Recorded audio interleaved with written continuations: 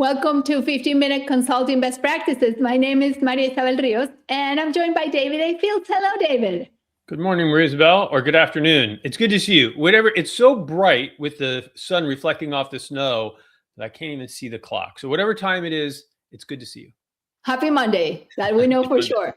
Exactly. And for all of you who are here, welcome to the space. We're here to answer your questions about how to create more success, more traction for you, for your clients in the context of your consulting firms. Hello, Daniel.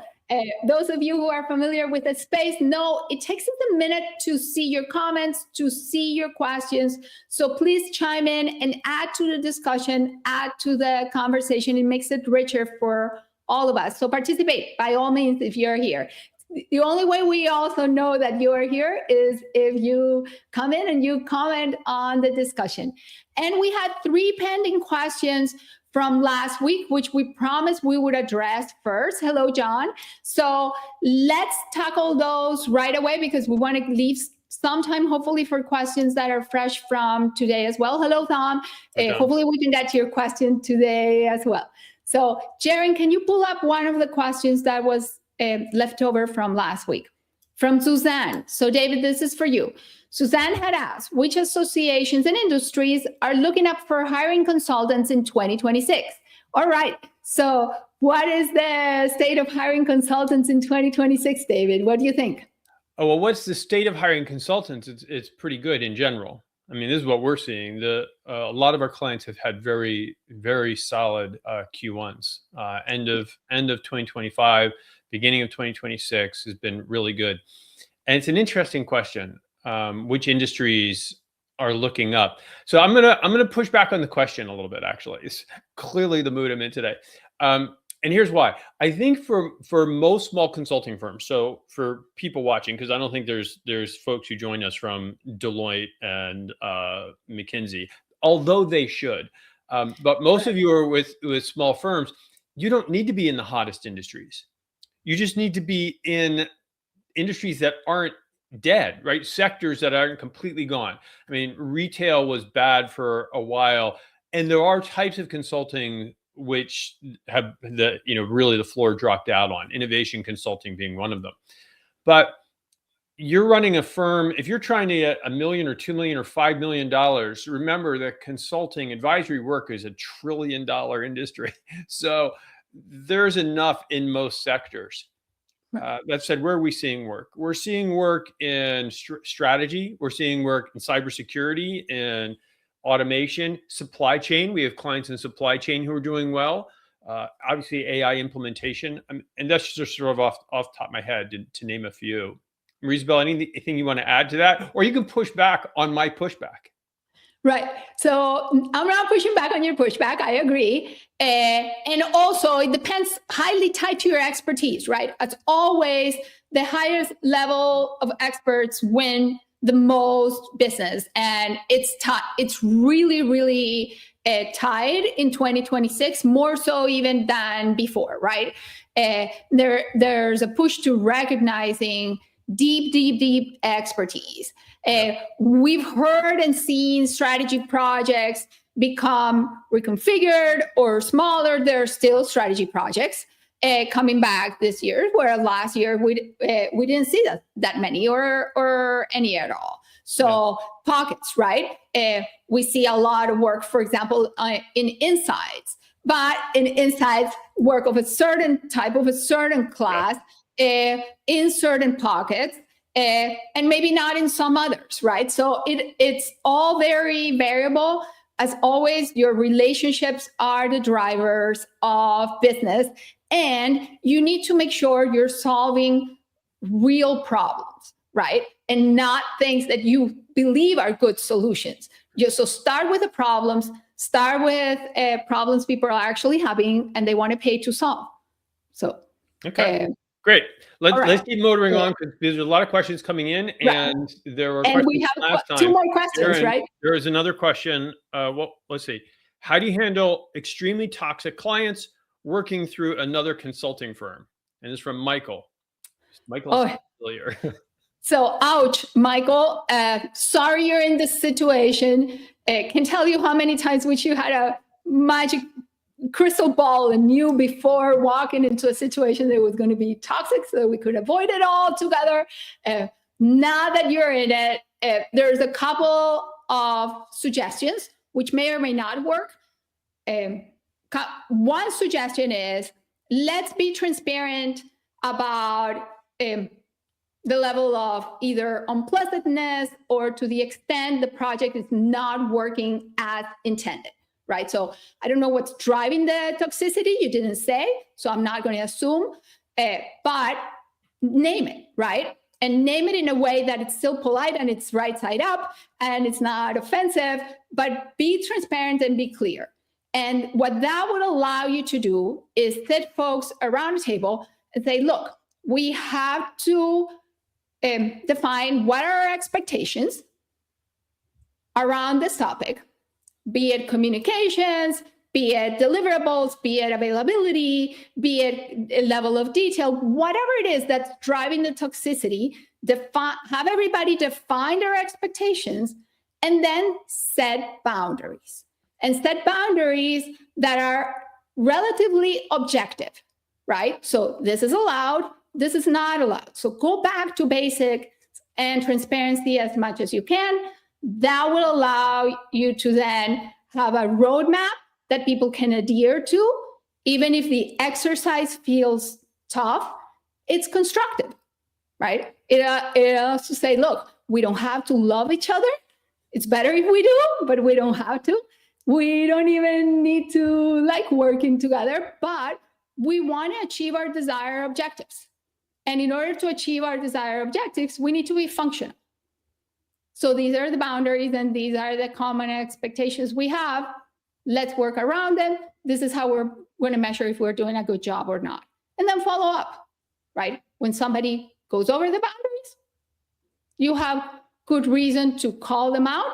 Again, saying, this is not what we agreed. These are the next steps we agreed we were going to take when this happened. That's my suggestion. David, where do you see it? It's an unfortunate situation. Yeah, well, I mean, I agree with you. The one nuance I might add on here maybe is because you're subcontracting, I would use the prime as a buffer and make it their responsibility. Right. I mean, they're the prime, so force them to take the brunt of it. So yeah, that's right. Well, right. I know we had at least one more that was from last week. I don't remember what it was, but yeah, and Jerry's saying yes. Okay, so you're it, David. Okay. Dan said, currently transitioning to value-based pricing. Okay. Two-part question: have had 2 deals fizzle due to prospects asking, "How does it work?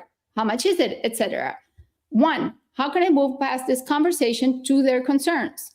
2, in my vertical, daily rates are the norm. How can I overcome this? Okay, thank you, Dan, for your question. David, I can see you scratching your head. I'm going to probably dodge on this one because I think it's going to be difficult to give you really good answers with the amount of context you've supplied. I mean, look, there are times when daily rates are appropriate. That might be the case in your sector. I'm not sure exactly what sector you're in, but if there are places where there's really very little visibility into requirements or advanced visibility, and that's true in some tech implementations, and therefore day rates make sense, even though you try to move out of that. When we get these questions, we work on these. How do you move from a day rate to value-based fees? When we work on this with boutique clients, we work on this with solo clients, and because we regularly transition firms from time and materials to value-based, and there's a plan, there's a way to do that. So, but usually there's context, and so it's difficult for me to know exactly how you went into this conversation, and that makes it hard for me to give you good direction. I mean, just from your questions, what you said they are asking makes me wonder if you're, first of all, whether you're talking about success fees, so you're talking about variable value-based fees as opposed to fixed value-based fees, and whether maybe you didn't just lay out the pricing very well. So here's my request would be you give us more information. This kind of transition from time materials to value-based takes some planning, it takes some practice. And so, yeah, I'm dodging this one, Maria Isabel, because I just don't, for me, I don't feel like I have enough information to give really good direction, but maybe you're seeing something I'm not.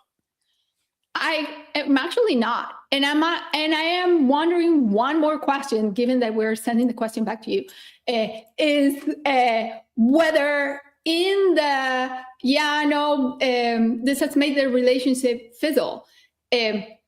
Folks have also communicating, what about value-based fees, what's giving them pause, right? Because people usually have a reaction and they are more explicit about saying, yeah, I don't think this works because, right?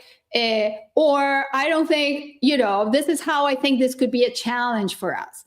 That's where you want to be in a conversation also. And that's helpful to know.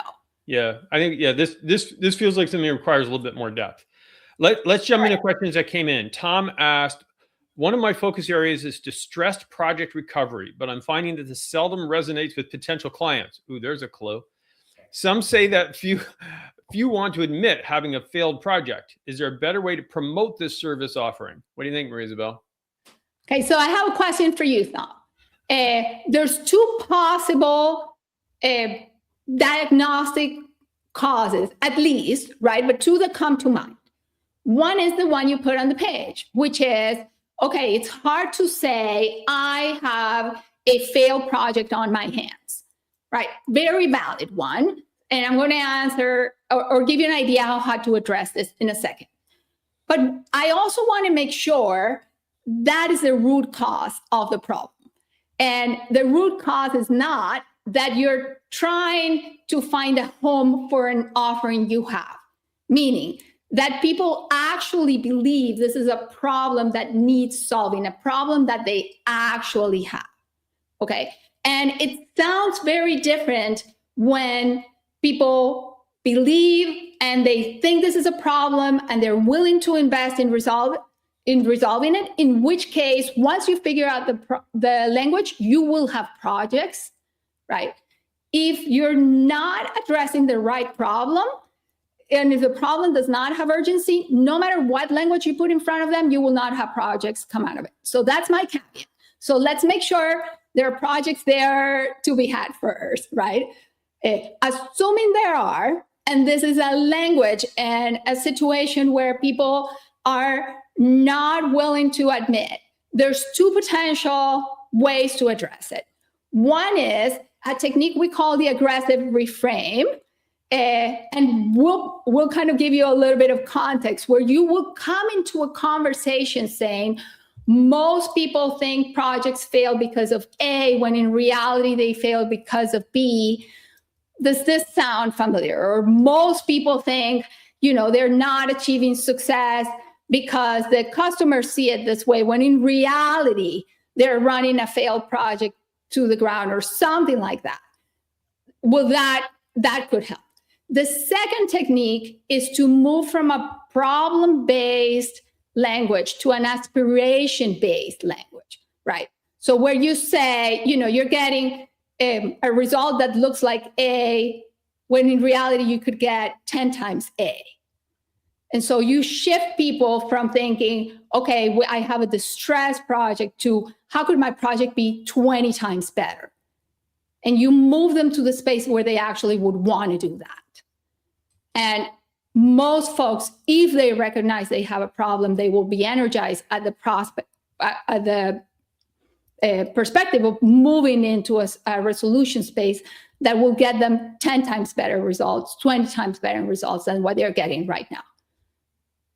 David, where are you with that? That sounds right to me.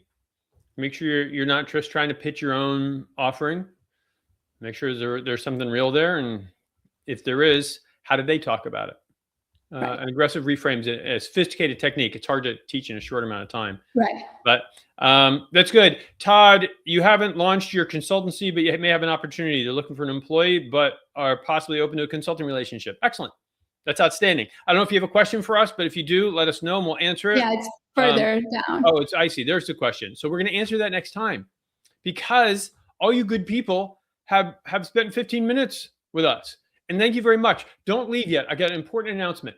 Next week, Sean Riches is going to join me. Marie Isabel will be on break, and Sean Riches will join me for the 15 minutes of Q&A. He's an expert in improving the effectiveness of leadership teams.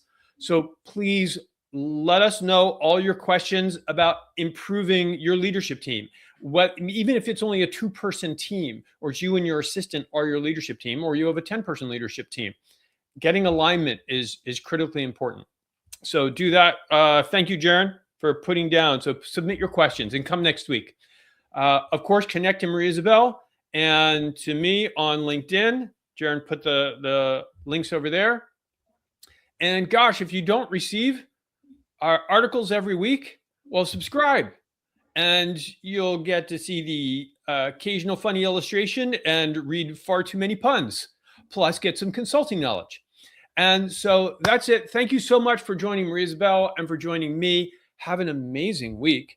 And remember, consulting is not about you and what you want to offer. It's about them. It's about your prospects. So give those prospects and clients value and give them kindness. And we will see you next week. Take care, all. Bye. Thanks.